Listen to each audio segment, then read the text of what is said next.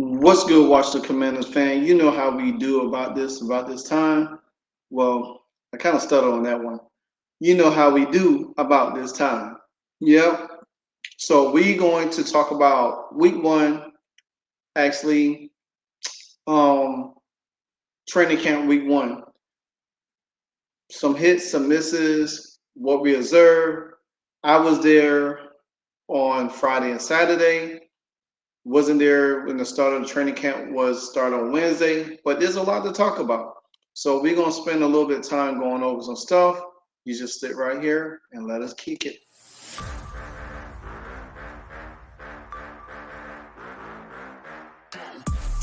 After the game, it's the aftermath. Win or lose, we still wave our commander's flag. Riding with Wentz under center, making the pass. Jahan Dotson, young rookie, making a splash. That burgundy and gold, that's what we about. Jonathan Allen knocking QBs to the ground. We die hard and nobody can shut us down. Cause this is the greatest show in town. Let's go. Go, go, go, go.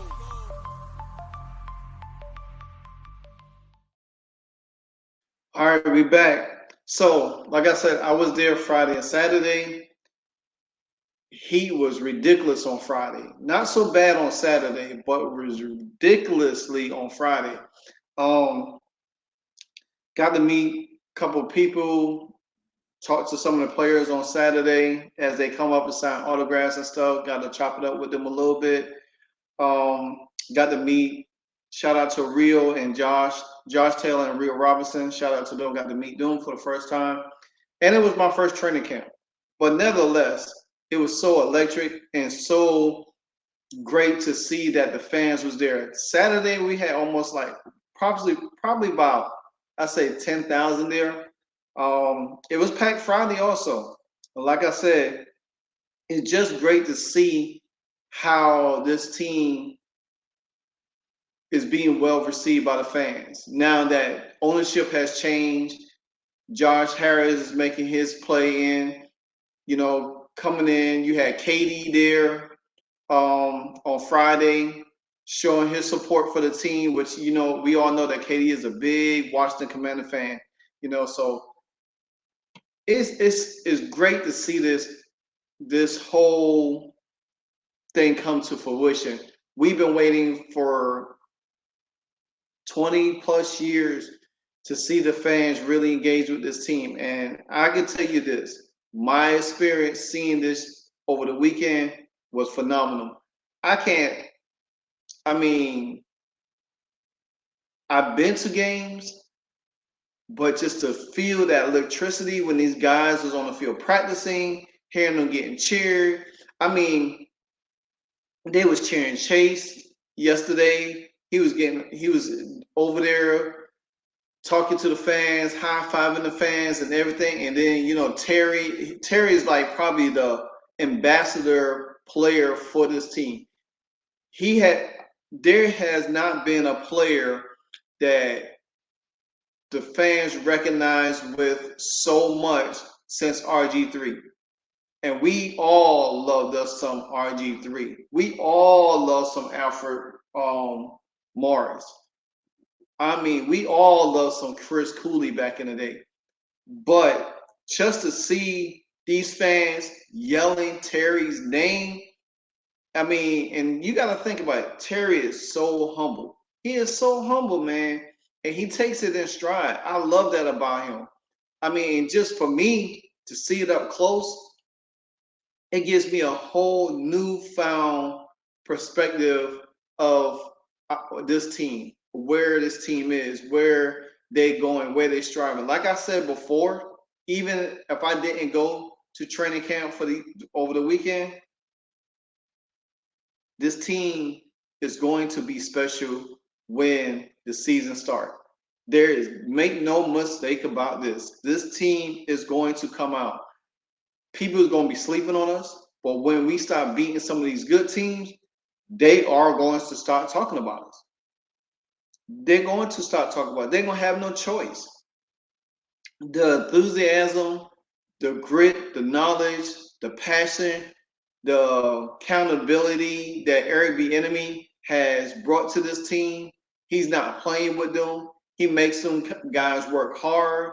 You see it on the field how everybody is stepping up, how everybody is really like enjoying um playing for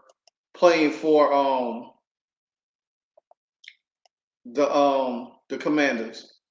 And to me, I feel like at the end of the day, this is going to be something that we we going to have to expect because it's been a long time for this team to really gravitate and look forward to something. We all got excited about some seasons, but at the end of the day, we ended the season on bad notes, lose some games, but all in all, man, I just want to touch on a few things about over the weekend.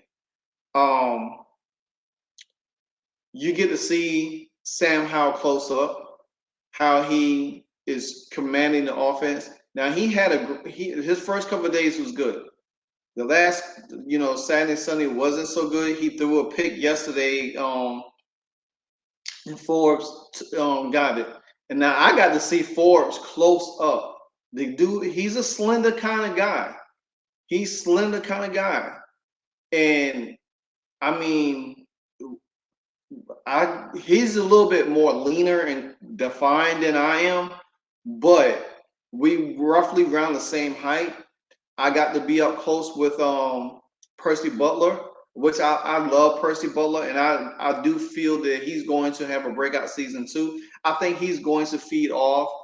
I just don't want him to be a training camp casually. You know what I'm saying? Because I do believe he has a lot of upside. I got to be up close with Quan Martin. I mean, dude is, I mean, he's a short guy, but I mean, very, very defined and everything like that. I got to up close with Brian Robinson, which, you know, I'm friends with him on Facebook, and he gave me a shout out for tagging him in the pictures and stuff. So, like, I mean, you can see how strong Brian Robinson has become from last year because we all know what happened last year. But as now he has a whole off season, a whole season of healing and being stronger than he was last year. I do believe this dude will have 1,000+ yards this year. And the thing about it, he has somebody like Gibby that's could help him out. Rodriguez. I got Jared Patterson was there, so hopefully maybe he can make the team. But these guys all believe because when they came up and signed autographs with the fans, they all believe that this team is going to be special. Derek Forrest, I mean, what can I say about this guy? This dude has one of the biggest smiles on his face. He looks like he just came out of college. He has one of the biggest smiles on his face. Benjamin St. Jude. I mean, the dude is freaking tall and lean. I mean, you could just tell these guys are ready, man. These guys are ready. And then when training camp resume in August, they will put on pads. It's going to get a little bit physical. We're going to be could be some chippiness. Excuse me, but nevertheless. Now let's start off with Emmanuel Forbes. Training camp has been a strong start from him. We all seen the footage. We seen him in practice. We see what he could do. The fans love this guy. They love him. This dude goes about his business. He's quiet. I love it how they keep their head down and they just work. They work, but you can see on this field that this guy is going to be a difference maker, man. I do believe him and Quan Martin is going to be the X factors for this defense in the secondary because long as we got Cam Curl and Forrest and St. Jude and Fuller over there, and these guys could be interchangeable, it's going to be hard for defenses to really pick and choose where. And I even haven't touched on the linebackers yet. You know, I did get to see Jamie Davis on Friday, but that's not even saying how the linebacker is going to be used. Now, You probably in August when they resume training camp, you'll get to see a little bit more because they're being passed. You get to see a little bit more execution. But you know, every enemy is not going to throw so much out there. They was doing a lot more passing than running these last few days. But before I dive into more of Derek Forrest, I want to talk about the fans. Saturday was Fan Appreciation Day, and you had guys like Mike Sellers doing autographs and pictures. You had Santana Moss doing autographs and pictures. You have they was out there giving a lot of things away to the fans, trying to get the fans more engaged and more in the know and stuff like that. So that was very very good. I mean, 10,000 strong. I mean, we haven't had that in years. And I just know now that Daniel Snyder walked away, and I know he like, dang, only if, but it's too late because them only ifs that you could think about now and seeing how Josh Harris has come in, him and Magic Johnson and Mitchell Rouse come in and bringing KD.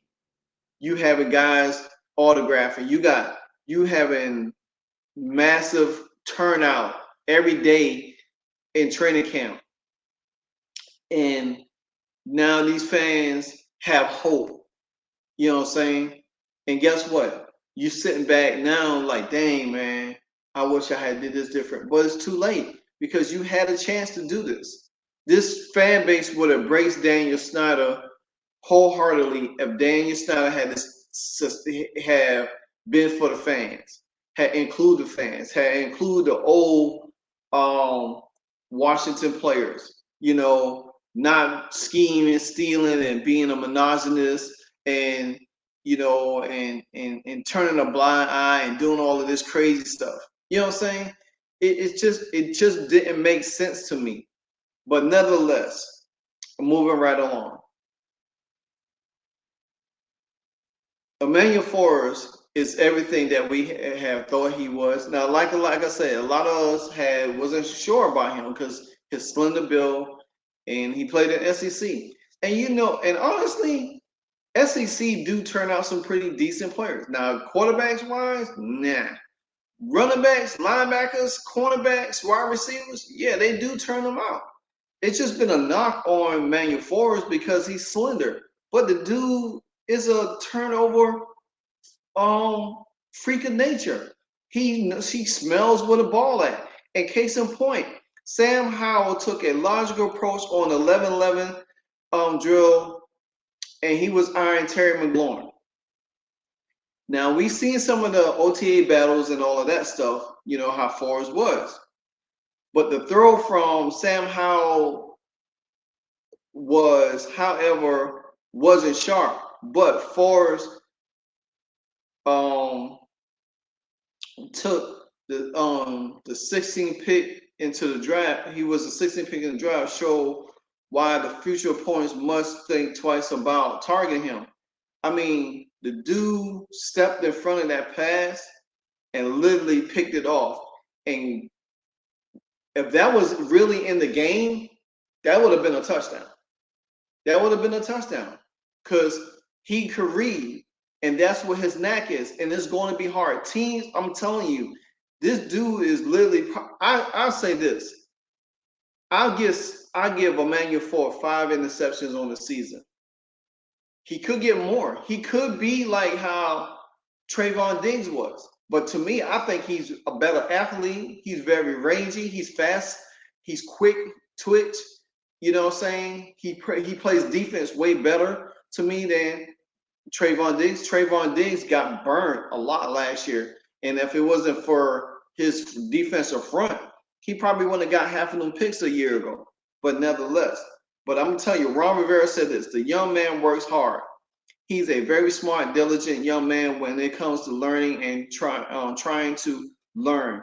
He has a tremendous study habit. That's what you need for these young guys like a Quan Martin, like a Jahan Dotson, like a Brian Robinson, like a Percy Butler, all of these guys young. This is what you need when these guys go out and play and play, because you want them to come and study. They want to build on their craft. You know what I'm saying? They want to make the team better. Because you think about it, when the transition in years to come, when the transition in the years to come for Deron Payne and all of these guys, the transition, we start drafting guys to replace them and stuff. And guys like Fuller have to be gone, you know, and Benjamin St. Jude, you don't know how long he will be there. You got guys like Quan Martin and Forbes, they're gonna be the leaders on the defense. You know what I'm saying? They're gonna be stepping up. They could be the future leaders of this defense. But knowing how lethal our defense gonna be, and I already said this before, there ain't no 4 linemen, defensive end, and 2 nose tackles, best 4 groups, group of 4 on the defensive line that's better than ours. I'm a wholeheartedly to that.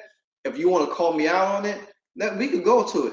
But I'm telling you, as a defensive unit as a whole, front to back, I don't see nobody better. I always give the 49ers praise.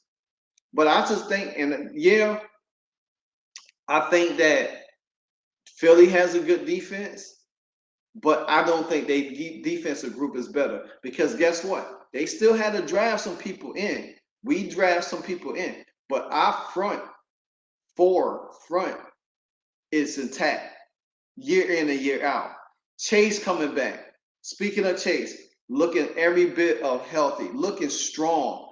The dude is like massive. He is so massive, man.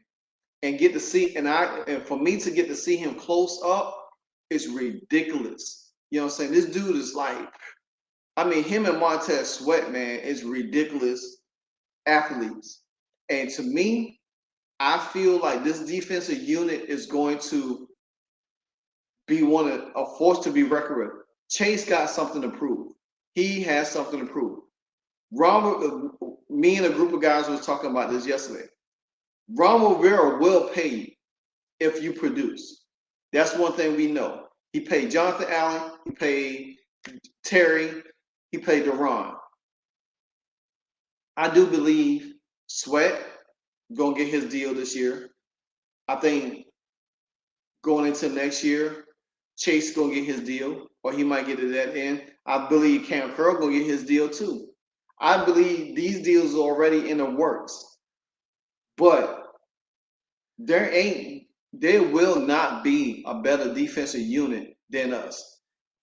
I think our offense is going to be talented. I think our defense is way ahead of our offense right now. But I think by the time we get into the break, this offense is going to be very potent. And if this offense and the defense play at a level that I expected them to play, guess what, guys? We could be talked about as the number 1 team in the NFC this year. So now, Ron Rivera, like I said, Ron Rivera, you know, NFL said that Forbes isn't favored to win NFL Rookie of the Year, but considering the value placed on interceptions, let alone any take back to the house, his odds will be plus 1,600, tied 7th, and 4 times as long as the favorite Texas pass rusher Will Allison looks tempting. Let me tell you something. If Emmanuel Forbes picks off an interception, let's say 1 every 2 games, and he even remotely, I say,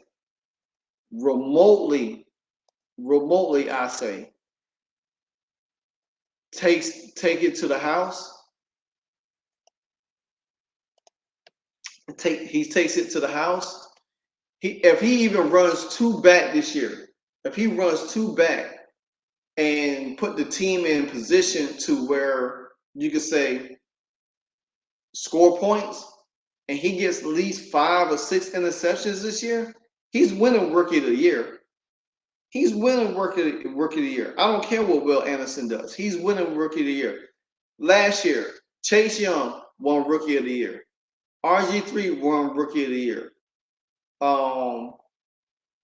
Jahan Dotson almost won rookie of the year if he didn't got hurt, because he already had 7 touchdowns. He definitely would have won rookie of the year last year. So saying that Forbes can't do it, Now Ben Stein, he writes for the Athletic, so he has a pretty good column on this, and he also shared a picture on Twitter, and like you say, Forbes with the pick six, if they ran picks back, that would have been a touchdown. Nobody would have catch him. He jumped the pass and took Sam Howell. So he does have excellent vision, and anticipation skills is ridiculous. And he's lengthy, and part of his 6'1", like I say, he looks taller than 6'1", because I'm 6'2", close to 6'3". He looks leaner and taller than I am. I'm telling you, he's just lean. But the dude, he got game. You know what I'm saying? Like Ray Allen, he got game. You know what I'm saying? And his confidence seems to be steady despite, he has a humble presence. But nevertheless, and you're playing against a guy like Terry, Jahan Samuels, De'Ami Brown, and it's crazy. It's crazy just to see how this dude is going to fare, because playing against them guys, and then when they get in pass, then Baltimore is going to be your practice game. I guess they scrimmage, whatever the case might be. You're gonna get to go up with some of their receivers, so it's gonna be good. But nevertheless, man, it's going to be special. Now let's talk about my boy, Brian Robinson. Like I said, the dude looks strong. He looks sharp. He's on a mission. You can see the confidence in him. When you look at the Commanders players, they humble. They have this calmness, this humbleness about them. But when they're on the field, them guys are dogs. These guys look like they're ready to take opponent's head off. And I'm telling you, this team is going to be crazy. It's going to be crazy.